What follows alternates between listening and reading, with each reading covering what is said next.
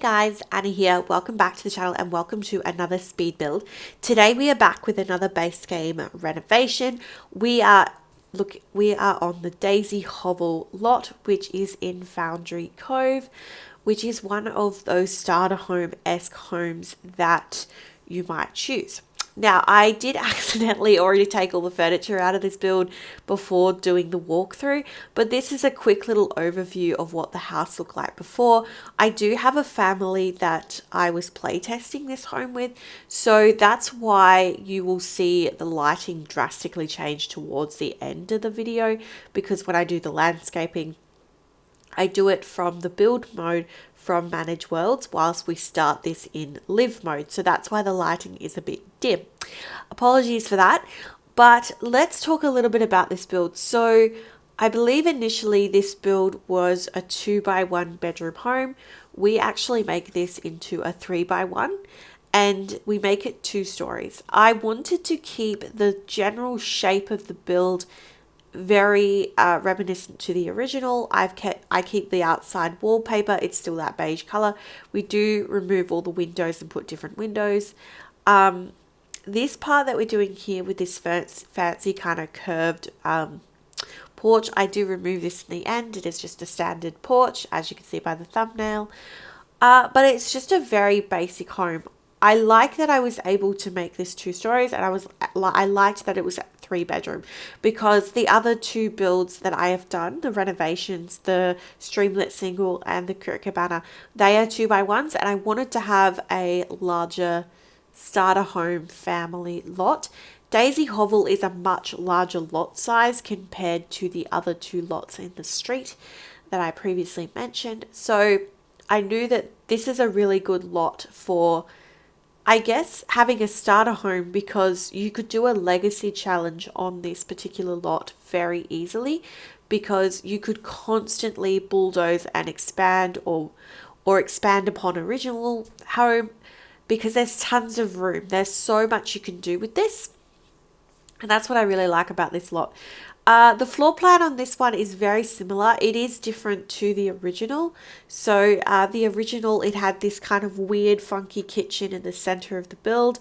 We no longer have that. The kitchen is right at the front of the build, what we're doing now. So you walk in, you have your kitchen, your living, and then you have your dining table just kind of past behind where that island is. So I guess you could say it is semi-open floor.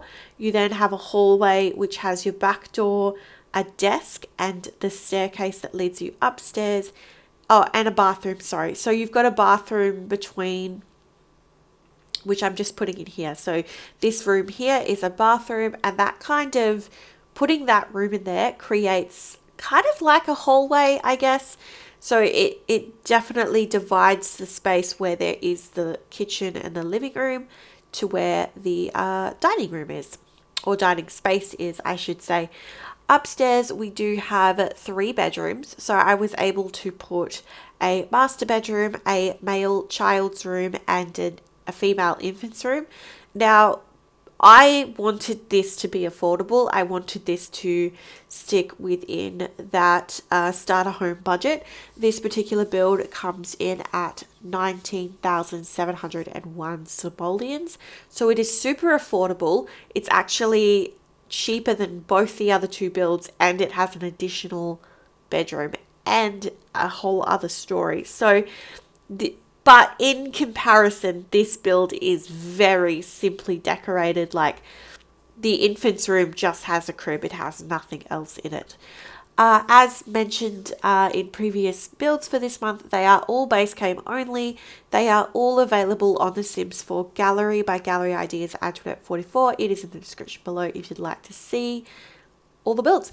And all of the content for the month is on there. So everything you see this month will be on there. And yeah, all right, so this is pretty much the master bedroom. Not a lot changes from there. You then can see I've done the majority of the child's room.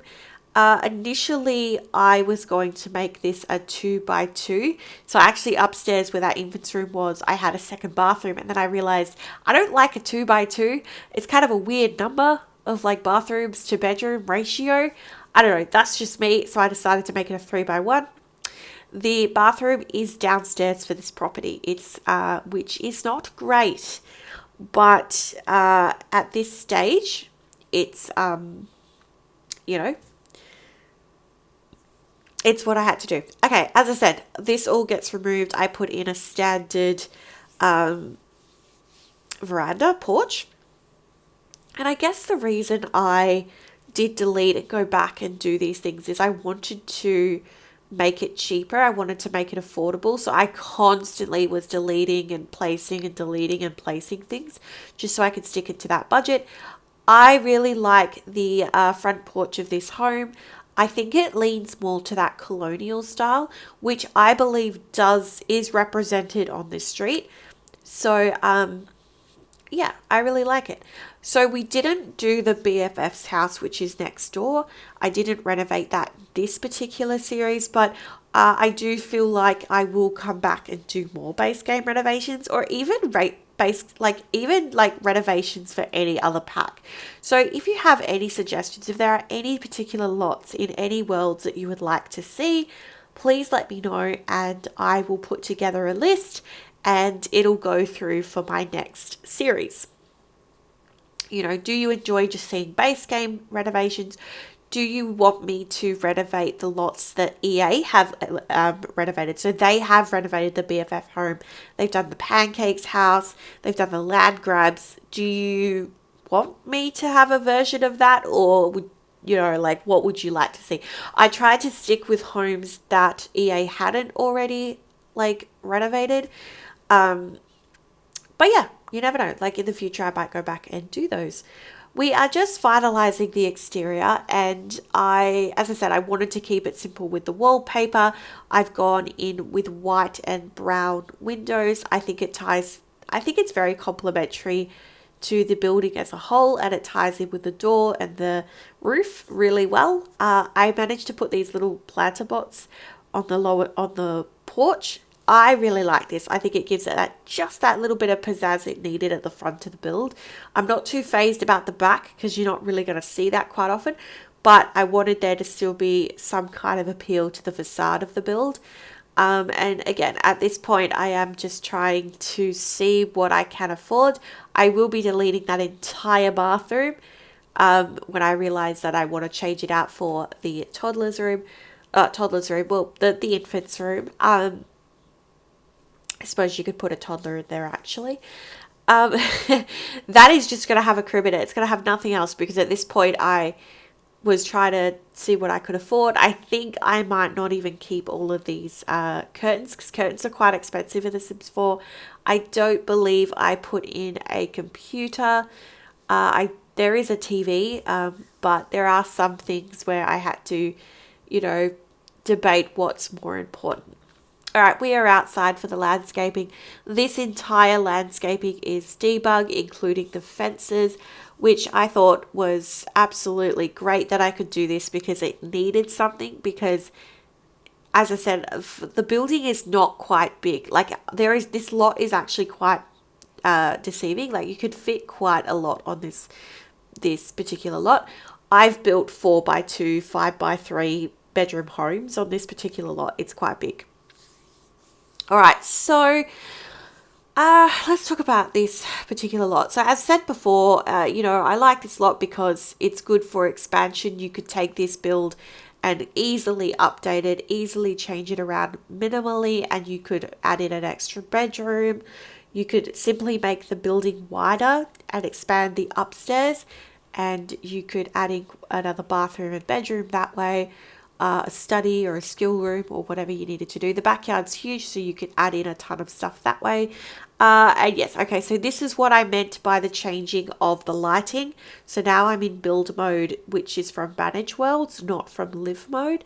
And you can see the lighting is a lot brighter because we're using debug landscaping, and I have the seasons pack.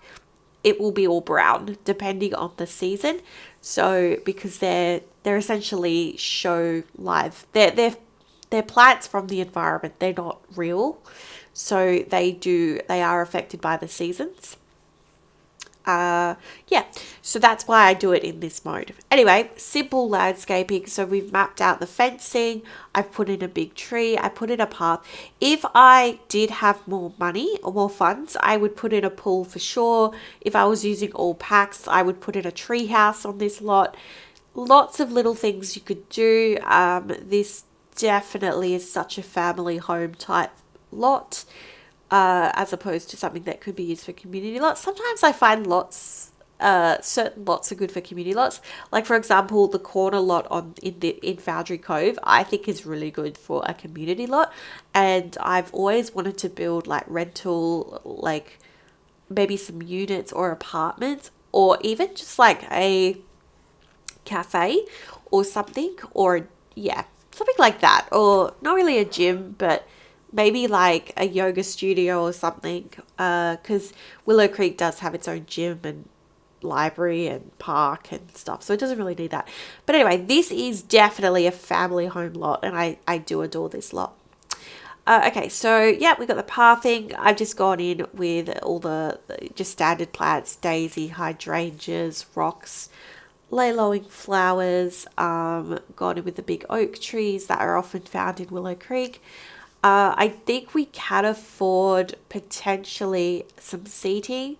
I'm not sure if we do put in a grill. As I said, I kept this very affordable, but it's definitely got good bones. You can definitely add to this and expand upon it, which I think is really cool. So a lot of the furniture that we used was the Mission style furniture line, which I think is very cohesive. It's usually used a lot in Oasis Springs, but I think that it works well. And I've kind of kept like an orange and a warm tone color scheme throughout the whole house. All right, we're just putting in the stairs, and then we are doing the final touches, and then we'll go through the tour. So yeah, if you are interested in this build, it is available on the gallery. So yeah, let me know your thoughts. All right, just can I afford a chess table? I think I do one chair. Do I do one chair? Nope, I got rid of a plant so I could have two chairs. I love that. So I've actually put that inside. They're outdoor chairs. I probably, looking back, should have put proper dining chairs, but that's okay. All right, we are live game. So you walk through and you have this open space. You have a kitchen, your living room, and your dining, very simply decorated. I would have loved to have more curtains. I would have loved to have put alarms in. I would have loved to put maybe a plant or two. You walk through, you have a desk, which doesn't have a computer. I wish it did. You've got your kids' room upstairs, your master bedroom, that very sad infant's room that just has a crib in it, and there's nothing going on in the landing, no photos or anything. I did miss the bathroom there, but there is a bathroom downstairs. And then you have this exterior, the outside, sorry. You have a little seating area and nothing else. But as I said, you could expand upon this. I think I've said that 12 times. But anyway, that is today's build. I really enjoyed this one. I hope you did too. Please let me know in the comment section down below. And I will see you in the next one. Bye-bye for now.